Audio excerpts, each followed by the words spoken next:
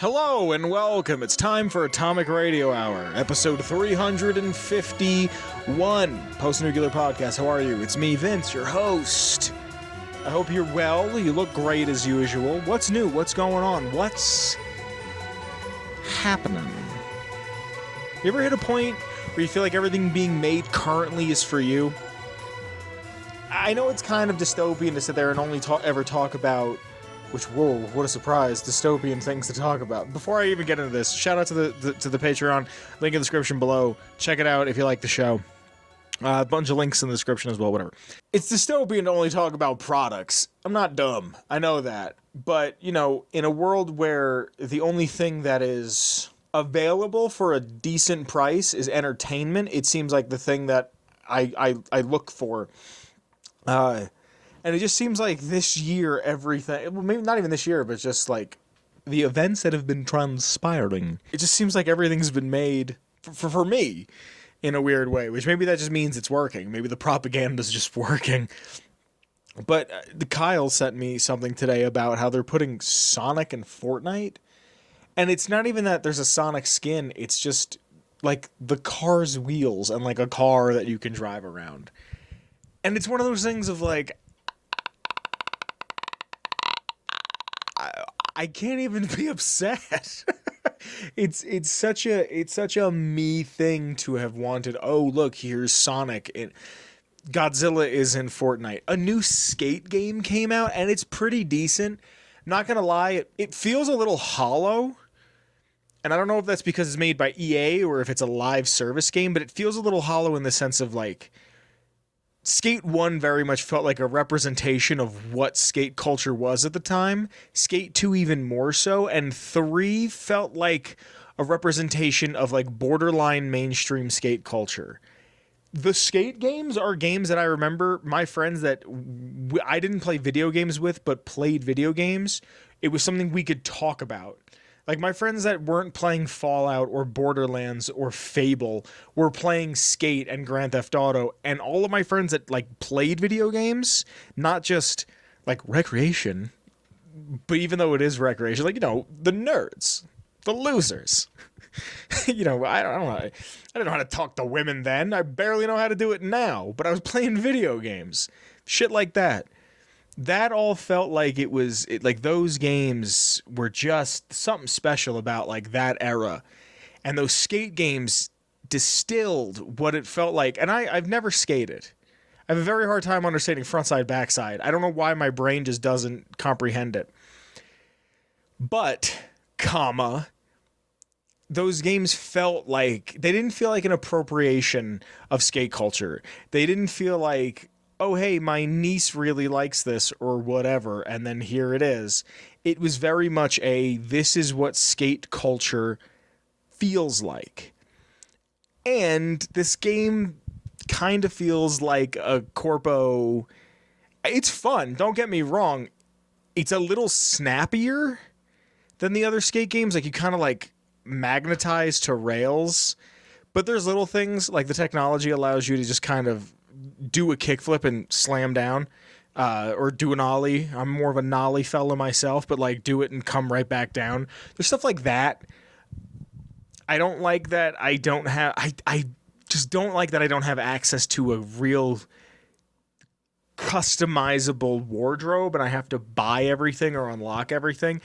I don't hate that because the original skate games, you had to unlock everything, but like, it's just, I don't want generic t-shirt number 6. I don't want generic baggy pair of pants. But that's like a really cool thing I like. My character has baggy pants on, and when I do tricks, they come up, and you can see the layers. Like you can see a shoe sock, and then slam down. Because it's little stuff like that I really, really enjoy. I like that it's always online, even though I wish there was a way to not have it always online, even though it is a live service game. But the point I'm getting at with all of this is it just feels like things are being made for me. And I wonder if this is how normies, casuals, if you will, felt like in the 80s. Maybe even before that, because I'm thinking like Star Wars came out and that was a unification of nerd shit and non-nerd shit. I don't know if I talked about it here or not, but I'm going to talk about it because it's a really interesting thing that came across my plate, if you will. I don't know. Like, what is prime nerd shit? Like, what is prime nerd shit? Like, if you go all the way back, like, is it comic books? Is it film? What is prime nerd shit? And I really came down to, I think prime nerd shit is fantasy, sci-fi, and then horror. Like, there's the three things that kind of are the genre of prime nerd shit. And I really think it's those three. Now, I'm not saying the medium in which you enjoy it in. I think saying comics is too broad, because before 38, it wasn't just superhero comics. It was a bunch of other stuff, and then there's a bunch of horror stuff, whatever. I'm not going to get into the history of comic books, because this isn't about that. It's when you think of prime nerd shit, I think of it as a three-way Venn diagram. Horror, it's like horror, sci-fi, fantasy, and then directly in the middle is just, it just says nerd shit real big. That's what I picture the cross section. That's what I picture it. And then out of that is branches that branch out branchingly. So we're at a point where like superhero movies are good and the Godzilla is good, and there's a point like the late 2000s, maybe the end of the aughts, the beginning of the tens, I believe, that some Godzilla fans refer to as like the dark times, and now we're completely out of that. We're getting good Japanese movies, we're getting good American movies. It just feels like maybe I have just drank the Kool-Aid and become a consumer. Who knows? It feels good to be in a time where you feel like your interests are interests to others, and I feel respected in that. All of this to say, well, actually, hold on, pause. Podcasts. Why did I not even think of that? It seems like I really think podcasting is going to be studied as a huge cultural event. The American elections, more or less, in my opinion, were decided by podcasting. Without getting too political, one of the two candidates went on podcasts, and it was Joe Rogan's podcast, Theo Vaughn's podcast, and a couple other ones. But those two alone were the big ones that I think really did it. And I remember being in high school, and a friend of mine said to me, like, yo, we should make a podcast. We never did it. And then I made a podcast in 2018. And I never thought that we'd be at the point where whoever went on whatever podcast decided who the president was, more or less. I mean, it makes sense. In 2008, Obama was the first president to really utilize the internet.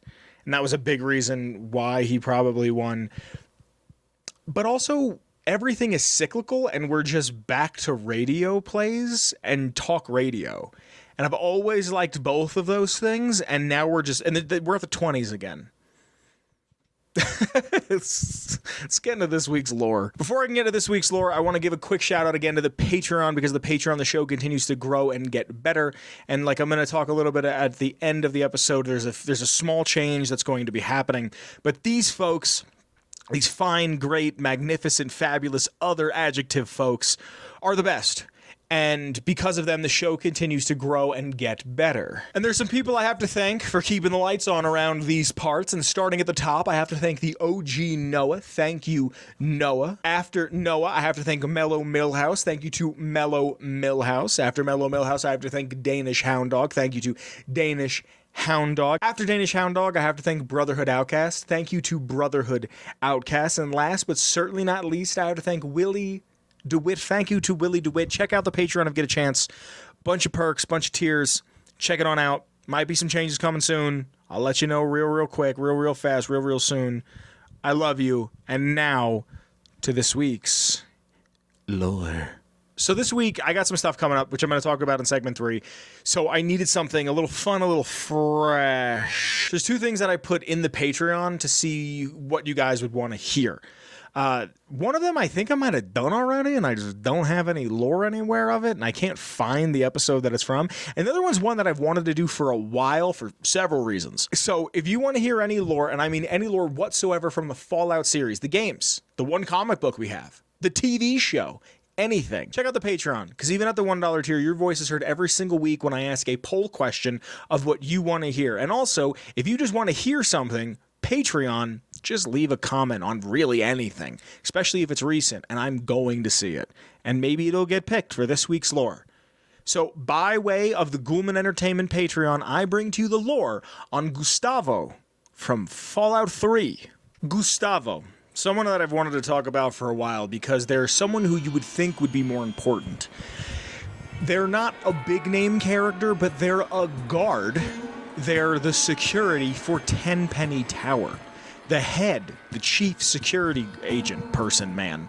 You would think that they would be a bigger presence. You would think that they would show up and have a little more say in the universe. One of the biggest pieces of lore that's not even in-game comes from the Fallout 3 official game guide, which is something I own. It's on the Fallout shelf to my right. But I get all of my lore off of the Fallout wiki, fallout.fandom.com, the Wikipedia, if you will. I love these games. I've played them, obviously, but every now and again I need a quick reference, a little update on the lore. And this is a quote directly from... It's paraphrased. I shortened it a little bit. But it's a quote directly from the Fallout 3 official game guide. Prior to becoming security chief of Tenpenny Tower, Gustavo worked his way up to become leader of a mercenary band of professional fighters. Mr. Burke was rescued by Gustavo and his band, and quickly hired him and his men to form the security force at the tower. Now, like I said, this does come from the official game guide. There is a bit of a discrepancy whether or not the game guides are actually canon. If you ask me, they're canon because they're official game guides. They say official on them. I'm assuming someone at Bethesda read it. Someone gave a pass-through to see what was added. I can't find anything on Burke's page about what this was that he could have gone through that made his life harder and that he needed to be saved by Gustavo and his men. But now this is his job, this is his occupation. And something about him is that he hates ghouls. Gustavo cannot stand ghouls. And also his boss, Alistair Tenpenny, the fellow who owns and operates Tenpenny Tower, also can't stand them. Gustavo actually hates them more than Tenpenny does. But still, hatred is hatred. And they both agree that they shouldn't allow ghouls in the tower, no matter if the ghouls have caps or not. I believe it's Three Dog who says, "No ghoulie, no how." But Gustavo has, I don't have it written down, Gustavo has a direct quote that, again, paraphrased, is along the lines of, "I don't care how big the mountain of caps is, they're not getting in the tower. Tenpenny does not want them in the tower." And if you speak to Gustavo, when you get to Tenpenny Tower, either him or Roy Phillips, the ghoul outside, whichever one you speak to first, will trigger the quest called Tenpenny Tower, where you can choose, do you want to be a friend to the ghouls, or would you like to partake in man's oldest pastime, bigotry? So depending on one of the 2 routes you can take, you can change the outcome of Tenpenny Tower. If you go with Gustavo, he'll send you into Roy's hideout inside of the Warrington station in the metro, not far from Tenpenny Tower. He'll send you there, and you take out Roy and Michael Masters and Bessie Lynn, 3 people that are conspiring together along with some ferals that are down there to get into Tenpenny. Now, if you work with Roy Phillips, you have to convince Edgar Wellington II, Millicent Wellington, Anthony Ling, Lydia Montenegro, and Susan Lancaster. And if they all say okay to let the ghouls in because it'll make money or something, the ghouls will come in and they'll slaughter everybody. The irony of this is Herbert Daring Dashwood is also living in Tenpenny Tower, and he himself is an honorary ghoul. He gets the pass, more or less. He's the fella who him and his stalwart ghoul manservant, Argyle, went around the world, and at the end of Herbert Daring Dashwood's life, this is where he chose to retire. And even though he's an honorary ghoul, he's respected by ghouls because he saw ghouls as people and allowed this ghoul, Argyle, to pal around with him. The ghouls will come in and murder him brutally, mercilessly. I remember the first time I ever did this quest line and saw what they did. I was like, oh my god, I can unify the wastes? Fantastic. Send them in. Oh, everyone's dead and gone, and there's blood everywhere. If you do that route, you get the Ghoul Mask. And I think the Ghoul Mask is one of the best items to have in the game, especially late game when you're going up against Feral Ghoul Reavers. So, choose your side. But to really harp on how much Gustavo hates ghouls, there's a thing that he'll say to you about how much he hates them. He goes, "Your bleeding heart is liable to get you in a lot of trouble one day. Look, kid, eventually all ghouls go zombie on your ass. It's only a matter of time. Kill them when you find them. It's a win-win. You put them out of their misery and save someone else from getting torn apart." He's a piece of shit. Like, I have no other way to put it. And again, I would think you would find out a little bit more. Is he ex-Talon Company? He has similar armor. He's combat armor on, and Talon Company armor is only black with a Talon painted on it. But you would think, oh, he would have a little bit more. He would have a little more detail on him. Regardless, if you never do the quest, if you do the quest in favor of Tenpenny Tower and slaughter the ghouls, Gustavo, as soon as you meet him, is a merchant. He's Tenpenny Tower's personal arms dealer. If you go to him, you can buy various ammos, various weapons, armors, and stim packs. Now, if Tenpenny dies, a man who's willing to work with the ghouls, even if it bites him in the ass at the end of the quest, a man who's willing to work with the ghouls, Gustavo comes into play if Tenpenny dies before the quest is over, and Gustavo will not allow them in. He just takes it over, it becomes Gustavo's tower. And that's more or less everything I have on Chief Gustavo, the fella who's in charge of security over at Tenpenny Tower in the Capital Wasteland in Fallout 3. I hope you've enjoyed that, because that has been this week's lore. Hey everybody, segment 3. So, a minor update. Next week, there will not be an episode. I am moving. And it's going to be kind of a stressful move. I'm not going tremendously far, but I have lived in the same apartment for one day shy of 4 years. This January, I will be in Colorado for 5 years, half of a decade, longer than I was in high school. Oh my God.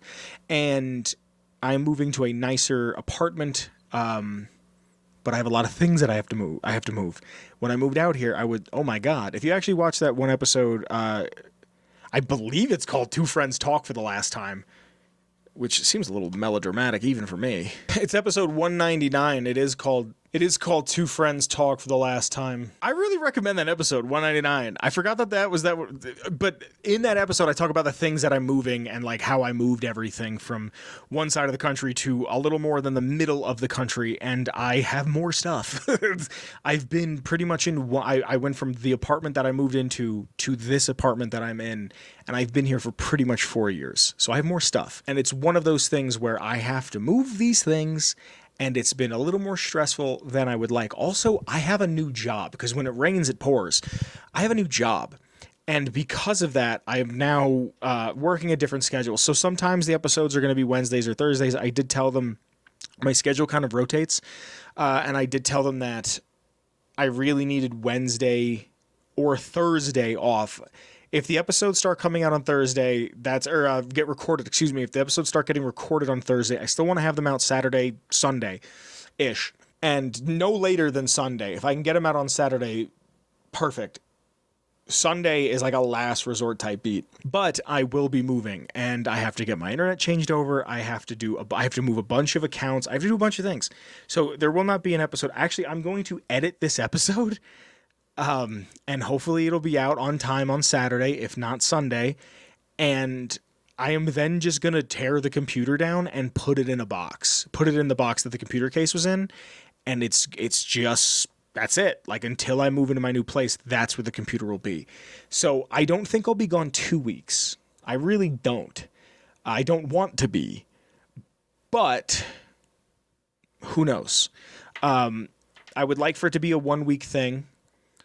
and then I'll be back. But I just want to let you know this now. The days of these episodes are being recorded live. If you're not in the Patreon for the film live in front of a studio audience tier, this doesn't really affect you. But if you are, it might be a Thursday. It might be a Thursday instead of. I kind of don't hate the idea of it being on a Friday, but people do things on Fridays, and it's already enough to say, give me an hour, 45 minutes, 30 minutes, whatever, of your time during the week to sit and watch this show. Which, thank you. I appreciate it. I don't want you to think that I don't. I very much do. It's just people's times are precious. I get it. All this to be said, next week, the week of the 27th, 26, 27, 28, that weekend, if you're in the U.S., Mountain Standard Time, of course, there will not be an episode. But I'll be back. I'll be back hopefully right after that. If not, I'll keep everybody updated on Patreon, and I'll let you know. Might have to sort some things out. I will be having a little bit of extra space that I might be able to put like some things around and make like a dedicated studio, even if it's like a half a studio setting. But I'll be more than happy to tell you guys when I get there. Also, I have to get an updated picture of the Fallout shelf because it has to be redone. But in summation, to summarize, no episode next week. And the live recordings may be moved a day. Other than that, I hope you've enjoyed the episode. The intro music that should be playing right now, the intro and the outro music, is by the one and only Shane Ivers. It's called Feather Duster, and you can get it at silvermansounds.com/freemusic/Feather Duster. I want to give a quick shout out again to the Patreon. I love you. Check it out if you like the show. Link in the description below to that, to my Twitter, Kyle's Twitter, the show's Twitter. Also, the Redbubble if you want to support, buy a merch or two. Bunch of other fun stuff down there. Join the Discord. I love you. I'll be seeing you real soon. Thank you for sticking around. I hope you've enjoyed this week's episode. Bye. Love you. Atomic Radio Hour Podcast. A Ghoulman Entertainment production.